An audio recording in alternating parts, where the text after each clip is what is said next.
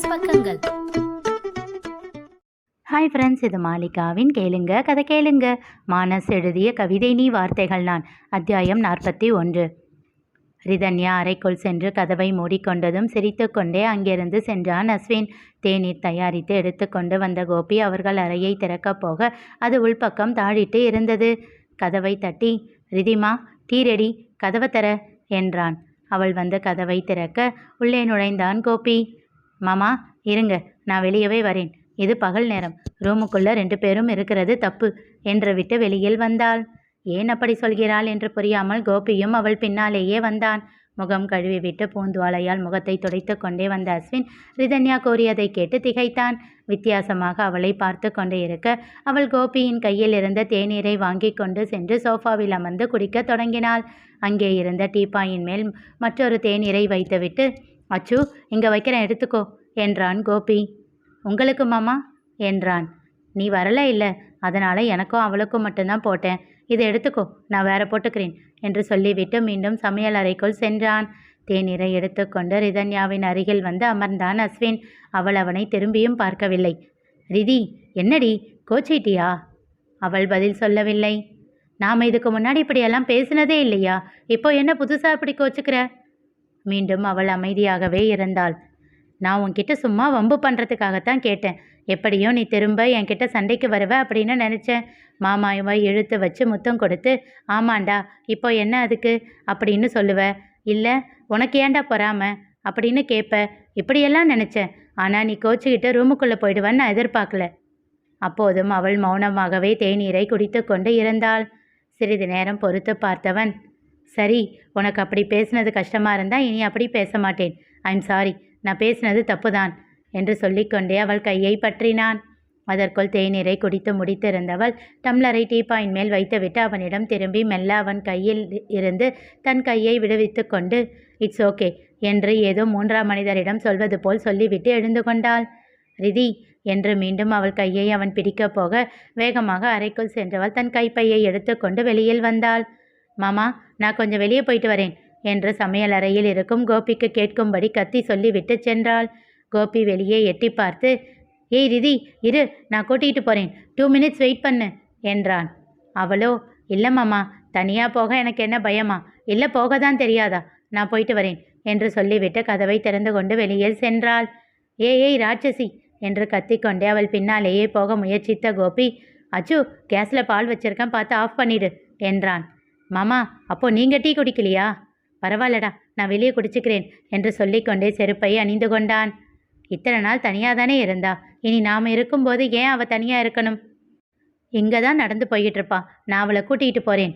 சரி மாமா, இதையாச்சும் குடிச்சிட்டு போங்க, நான் இன்னும் குடிக்கல.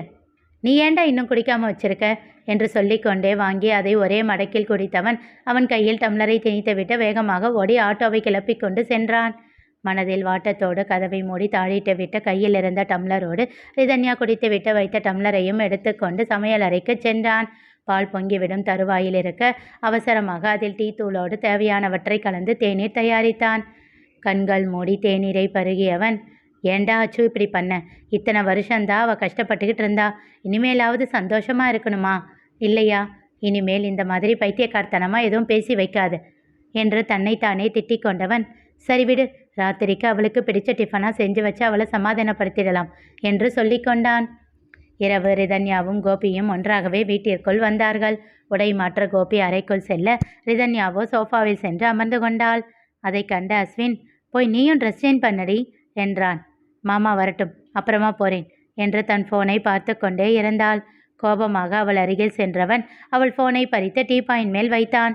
அவள் முன் மண்டியிட்டு அமர்ந்தவன், ரொம்ப பண்ணாத ரீடி, இப்போ என்ன, நான் தான் சாரி கேட்டுட்டேன்ல என்றான். அவளோ அவனையே பார்த்து கொண்டு இருந்தாள்.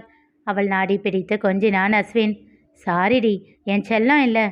அவள் அப்போதும் அப்படியே பார்த்து கொண்டு இருக்க, நான் பாவண்டி என்றான். அப்போது கோபி அவளை அழைக்க, பாரு மாமா கூப்பிடுறாரு போ என்று சொல்லி அவள் முன்னே இருந்து எழுந்து கொண்டான்.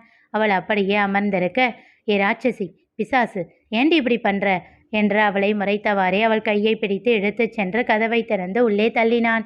மீண்டும் கதவை மூடியவன் இடுப்பில் கையை வைத்து உஃப் என்று மூச்சை இழுத்து விட்டான். சப்பா, முடியல என்று விட்டு சமைத்த உணவுகளை கொண்டு வந்து டைனிங் டேபிளின் மேல் வைக்க ஆரம்பித்தான். என்னடா டிஃபன் இன்னைக்கு என்றவாறே வந்து அமர்ந்தான் கோபி. அவ எங்க? ட்ரெஸ் சேஞ்ச் பண்ணிட்டு வருவா. ரிதன்யாவும் வந்துவிட என்ன டிஃபன்னு கேட்டேன்டா என்றான் கோபி.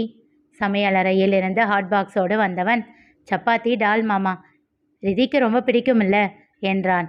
அப்போ சரி என்றவன் ரிதி வா வா சீக்கிரம் வந்து உட்காரு என்று ரிதன்யாவை இழுத்து அருகில் அமர வைத்து கொண்டான் கோபி. அவள் அஸ்வினை மறைக்க உனக்காகத்தான் பண்ணேன் என்று அவள் தட்டில் 2 சப்பாத்திகளை வைத்து டால் ஊற்றினான். கோபிக்கும் பரிமாறிவிட்டு தானும் வைத்து கொண்டு அவர்கள் எதிரில் அமர்ந்து சாப்பிடத் தொடங்கினான். ரிதன்யா அவனை பார்க்க தன் விரல்கள் கொண்டு தன் வாய் அருகே விரித்து காண்பித்து ப்ளீஸ் என்று உதட்டசைவில் கூறினான். அவளுக்கும் சிரிப்பு வந்துவிட மெதுவாக புன்னகைத்தாள். உடனே அவன் முகம் மலர்ந்தது. சந்தோஷமாக சாப்பிடத் தொடங்கினான். அப்பாடா, பிரச்சனை முடிஞ்சது, இதற்கு மேல் கவனமாக இருக்க வேண்டும் என்று தனக்குள் சொல்லிக்கொண்டான் அஸ்வின். நாட்கள் எப்போதும் போல் நகர்ந்தன. ரிதன்யாவும் அலுவலகத்திற்கு செல்ல ஆரம்பித்திருந்தாள். அந்த நாளுக்கு பிறகு அஸ்வினிடம் ரிதன்யா கோபத்தை காட்டவில்லை என்றாலும் ஏனோ அவனை விட்டு கொஞ்சம் தள்ளி சென்றதாக அவனுக்கு தோன்றிக்கொண்டே இருந்தது. போதாததற்கு எப்போதும் வீட்டில் கோபியும் ரிதன்யாவும் ஒன்றாக அமர்ந்து பேசியபடியும் கொஞ்சியபடியும் இருப்பதால் மிகவும் ஜாக்கிரதையாக அவர்களை நெருங்காமல் இருந்து கொண்டான். இதனால் அவர்கள் இருவரோடும் பேசும் நேரமே அவனுக்கு குறைந்துவிட்டது. அலுவலகத்தில் ரிதன்யாவோடு பேசலாம் என்றால் இருவரும் இப்பொழுது வேறு வேறு ப்ராஜெக்டுகளில் வேலை செய்து கொண்டிருந்தனர். இதனால் அங்கேயும் பேச நேரம் கிடைக்கவில்லை. இப்படி இருக்கையில் ஒரு நாள் அஸ்வின் உற்சாகமாக வீட்டிற்கு வந்தான். கோபி வீட்டில் இல்லை. ரிதன்யா மட்டும் அமர்ந்த லேப்டாப்பில் தன் வேலையை பார்த்து கொண்டு இருந்தாள். அவளிடம் சென்று தன் கையில் இருந்த கவரை நீட்டினான் அஸ்வின். ரிதி, இங்க பாரு. என்னடா இது என்று அதனை வாங்கி பிரித்து பார்த்தாள். அவள் சந்தோஷத்தில் குதிப்பாள் என்று அவன் எதிர்பார்ப்போடு பார்த்து கொண்டு இருக்க அவளின் முகமோ ஒரு நொடி இருந்து பின் சரியானது. ரிதி, என்ன ஆச்சு, ஹாப்பி தானே என்று கேட்டான். ஏன் அச்சு இப்படி பண்ண? புக் பண்ணுறதுக்கு முன்னாடி என்கிட்ட ஒரு வார்த்தை கேட்க மாட்டியா? என்ன ஆச்சுடி, உனக்கு சர்ப்ரைஸாக இருக்கட்டுமேனு உன்கிட்ட சொல்லலை. ஏன் பாரிஸ் போக உனக்கு இஷ்டம் இல்லையா என்றான் முகவாட்டத்தோடு. அதெல்லாம் பிடிக்கும் தான், ஆனால் டேட் செட் ஆகாது. ஏன், ஆஃபீஸில் மீட்டிங் ஏதாச்சும் இருக்கா? எதுவாக இருந்தாலும் நான் பார்த்துக்கிறேன். நீயும் மாமாவும் போய் சந்தோஷமாக என்ஜாய் பண்ணிட்டு வாங்க. அவள் அமைதியாகவே இருந்தாள். என்ன ரிதி, என்ன பிரச்சனைன்னு சொன்னாதானே தெரியும். லேடிஸோட எல்லா பிரச்சனையும் ஜென்ஸ் கிட்ட சொல்லிக்கிட்டு இருக்க முடியாது. அவன் முகம் பார்க்காது சொல்லிக்கொண்டே தன் வேலையை பார்த்து கொண்டு இருந்தாள். அப்போதுதான் அவனுக்கு புரிந்தது. அச்சோ சாரி ரிதி, நான் அதை பற்றி யோசிக்கவே இல்லை. இது கஸ்டமைஸ்டு ட்ரிப் தானே. இரு, நான் வேறு டேட்டில் மாற்றி தர முடியுமான்னு கேட்குறேன். உனக்கு எந்த டேட் ஓகேன்னு எழுதி கொடு. இல்லை அச்சு, வேண்டாம், விட்டுடு. அதுதான் ஆல்ரெடி ஒரு தடவை ஹனிமூன் போயிட்டு வந்தாச்சுல்ல, முடிஞ்சால் இதை கேன்சல் பண்ணிவிடு. ஏன் ரிதி, நான் ஆசையாக உங்களுக்காக ஏற்பாடு பண்ணேன். வேண்டாம்னு சொன்னால் எப்படிடி? அச்சு ப்ளீஸ் புரிஞ்சுக்கோ, எனக்கு இன்ட்ரெஸ்ட் இல்லை, வேண்டாம். சில நிமிடங்கள் அவள் அருகிலேயே அமர்ந்து அவள் முகத்தையே பார்த்து கொண்டிருந்தான் அஸ்வின். ஆனால் அவளோ அவனை திரும்பியும் பார்க்கவில்லை. சிறிது நேரம் கழித்து அவள் கேட்டாள். அச்சு, கட்டின பணம் ரீஃபண்ட் கிடச்சிடும் இல்லை? அப்படி வரலன்னா சொல்லுடா, எவ்வளவு ஆச்சோ அதை நான் கொடுத்துட்றேன். அது சரி, உன்கிட்ட இல்லாத பணமா என்று முணுமுணுத்து விட்டு வேகமாக எழுந்து சென்று விட்டான் அஸ்வின். அவள் என்னவோ வேண்டும் என்று செய்வதாக அவனுக்கு மனதிற்குள் தோன்றியது. 2 நாட்கள் கொஞ்சம் கோபமாக அவளிடம் இருந்து தள்ளியே இருந்தான் அஸ்வின். அவன் கோபத்தில் இருப்பது புரிந்து அவள் தானாக அவனிடம் வந்து பேசுவாள் என்று அவன் எதிர்பார்த்து காத்திருக்க, அவளோ எந்த மாற்றமும் இல்லாமல் எப்போதும் போல் உற்சாகமாக எல்லோரிடமும் சிரித்து பேசி கொண்டுதான் இருந்தாள்.